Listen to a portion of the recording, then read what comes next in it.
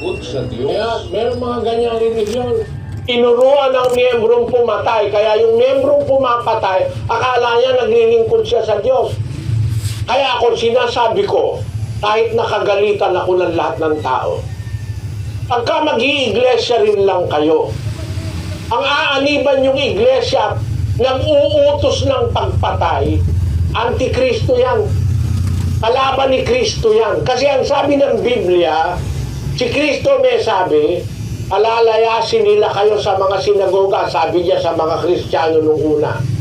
Oo, tingnan niyo po sa screen. Dumarating ang oras na ang sino mang pumatay sa inyo, aakalaing nag-ahandog siya ng paglilingkod sa Diyos. Eh bakit sila natutong pumatay? Eh utos ng relihiyon nila eh. Diba? Meron pa ba kayong kilalang mga relihiyon na pumapatay talaga? Yan ang delikado sa relihiyon, mga kababayan. Kung hindi natin alam ang mga bagay na ito, akala mo, kung tingnan mo, mga banal, ngari, Kristo, Diyos, sila lang ang tunay, sila lang ang maliligtas. Maliligtas ba ang mga anak ng demonyo? Kayo'y sa inyong amang diablo. Ang mga nais ng inyong ama, ang ibig ninyong gawin. Kaya ako naniniwala, ito personal kong paniniwala. Tama ang Panginoon Kristo. May mga iglesia talaga pumapatay ng kapwa-tao. Pagka hindi ka na nila kapareho o kaalyado, maaari kang mapirwisyo. Yan yung sinasabi ni Kristo. Merong mga relihiyong mamamatay tao, pinapayagan ang gumagawa ng masasamang bagay. Sa Roma, pakinggan nyo sa 1:32. Na bagamat nalalaman nila ang kautusan ng Diyos, na ang mga nagsisigawa ng gayong mga bagay ay mga karapat-dapat sa kamatayan, ay hindi lamang gayon ang ginagawa, kundi naman pinapayagan ang mga nagsisigawa ng mga yaon. Pinapayagan kasi, kaya namimihasa. Yan ay nababasa sa Biblia. Huwag kayong magagalit sa akin, mga kababayan. Itinuturo ko lang po sa inyo ang mga pangyayari na hindi na hahalungkat. Lalo na kung makapangyarihan sila, hindi man mababalita pinaggagawa nilang mga krimen. Pero mabuti na lang nakakalusot yung iba. Nalalagay sa dyaryo. Andain nating dyaryo pwedeng ipakita na meron talagang mga relihiyong mamamatay tao. Napakarami po. Iba-ibang mga dyaryo. Pinapatunayan ko lang sa inyo, ang sinasabi ko hindi chismis. Mga kapatid, bakit ko sinasabi ito? Gusto kong ituro sa inyo ang aral ni Kristo. Ang aral ni Kristo sa mga aanib at kaanib sa iglesia, samantalang tayo'y may pagkakataon, magsigawa tayo ng mabuti sa lahat. E di gagawan pala ng mabuti ang lahat. At lalong-lalo na sa mga kasambahay sa pananampalataya. Ang kahulugan nito, yung gagawin mong mabuti sa kasambahay mo sa pananampalataya, yun din ang gagawin mong mabuti sa lahat. Kahit hindi mo kasambahay sa pananampalataya. Yun ang kahulugan. Gagawa tayo ng mabuti sa lahat, lalo lang sa kasambahay sa pananampalataya. Pero yung mabuting gagawin mo sa kasambahay sa pananampalataya, yun din mismo ang mabuting gagawin mo sa lahat ng tao.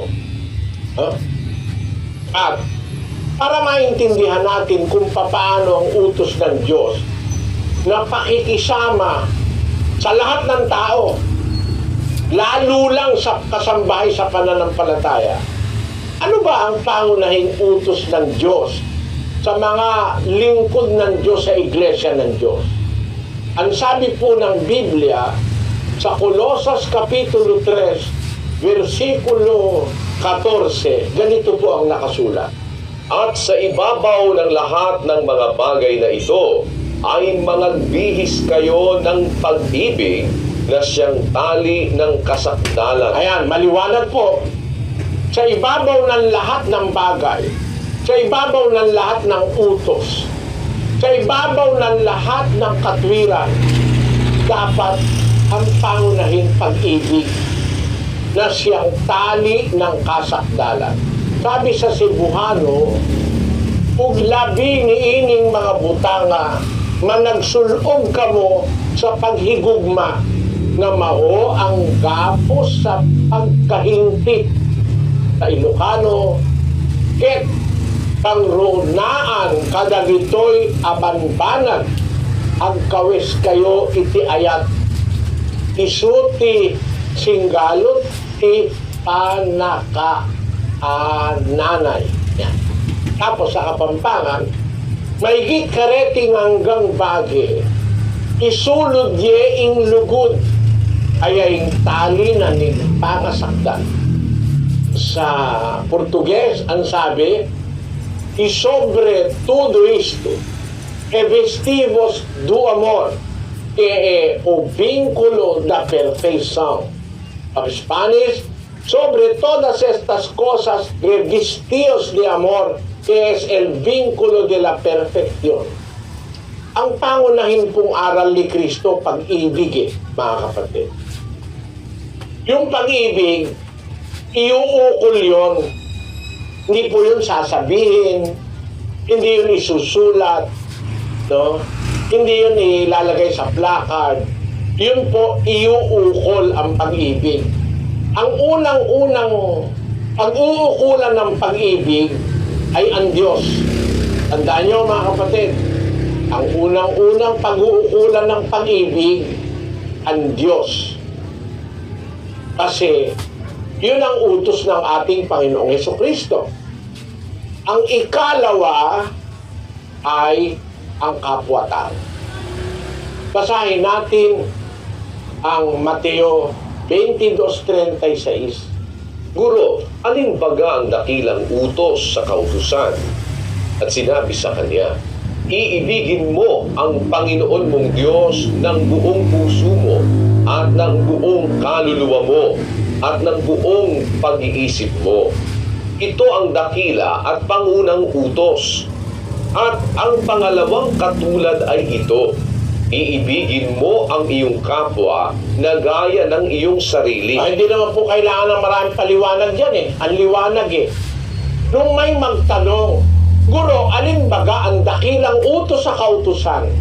Ang sabi ng Panginoong Hesus, iibigin mo ang Panginoon mong Diyos ng buong puso mo, ng buong kaluluwa mo, at ng buong pag-iisip mo.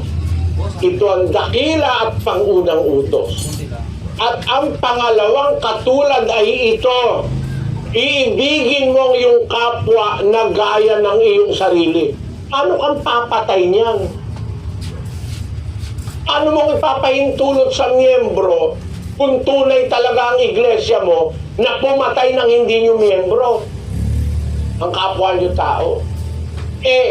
Ang pangalawa palang pinakadakilang utos ay ibigin mo ang iyong kapwa gaya ng iyong sarili. Tapos, yung kapwa lang ba iibigin mo gaya ng sarili? Punta tayo sa Mateo Kapitulo 5, versikulo 44. Datapwat sinasabi ko sa inyo, ibigin ninyo ang inyong mga kaaway at idalangin ninyo ang sa inyo'y nagsisiusig. Hindi lang pala kapwa-tao mo na normal At ikaaway mo pinapaibig kapwa mo kasi rin yun Tao rin yun, nilalang din ng Diyos yun kahit kaaway mo. Ibigin ninyo ang inyong mga kaaway, idalangin pa ninyo ang sa inyo'y nagsisiusig. Aral po ni Kristo yan. Paano ba yung pag-ibig natin sa kaaway? No? Basahin natin ang 45.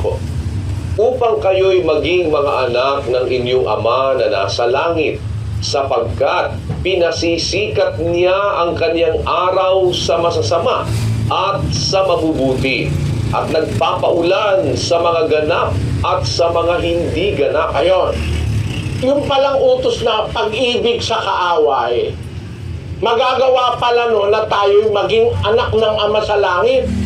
Sapagkat yung Ama sa langit, Iniibig niya pati yung hindi kumikilala sa kanya. Pinasisikat niya ang kanyang araw sa masasama at sa mabubuti. Nagpapaulan siya sa mga ganap at hindi ganap. Ganun ang Diyos, ano?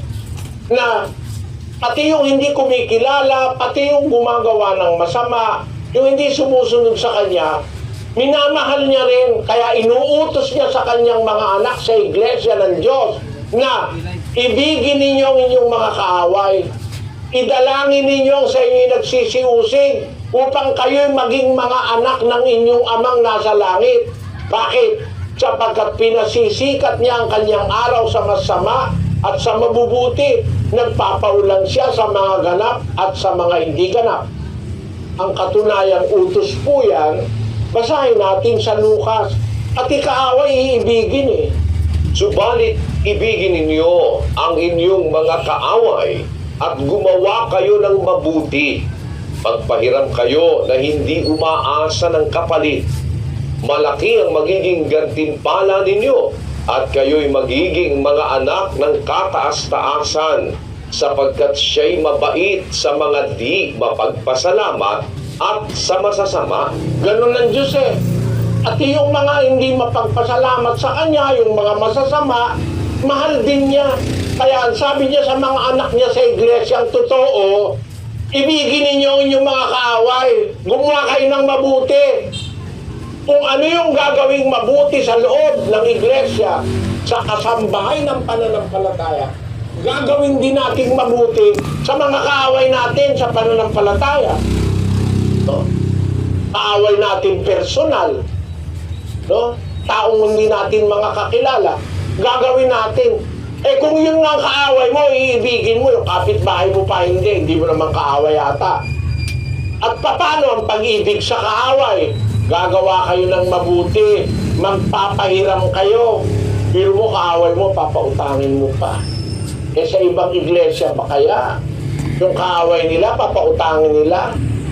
Papatayin nga nila eh, paano papautangin yun? Oh.